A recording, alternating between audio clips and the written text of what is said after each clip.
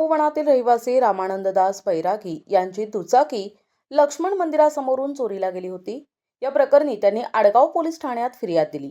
या प्रकरणाचा तपास करत असताना गुन्हे शोध पथकाने केकेवाग कॉलेजच्या मागे राहणाऱ्या एका नेपाळी तरुणाला ताब्यात घेतले। नवीन पून मगर असं त्याचं नाव आहे। कसून चौकशी केली असता त्याने दुचाकी चोरी केल्याची कबुली तर दिलीच, परंतु त्याने आणखीनही 5 दुचाक्या चोरल्याचे सांगितले। त्याच्याकडून 5 दुचाक्या हस्तगत केल्याची माहिती वरिष्ठ पोलीस अधिकाऱ्यांनी दिली आहे।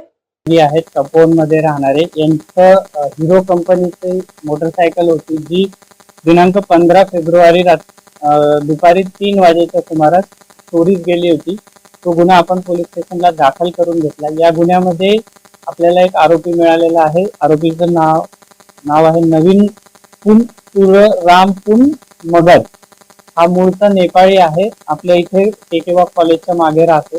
याच्याकडून आपण आपली चोरीला गेलेली मोटरसायकल रिकव्हर केलेली, हस्तगत केलेली आहे। याच्याबरोबर इतर 5 मोटरसायकलची माहिती मिळाली, त्या देखील आपण रिकव्हर केलेल्या आहेत। असा एकूण 2,70,000 रुपयाचा एकूण 6 मोटरसायकल आणि 2,70,000 रुपयाचा मुद्देमाल हस्तगत केलेला आहे।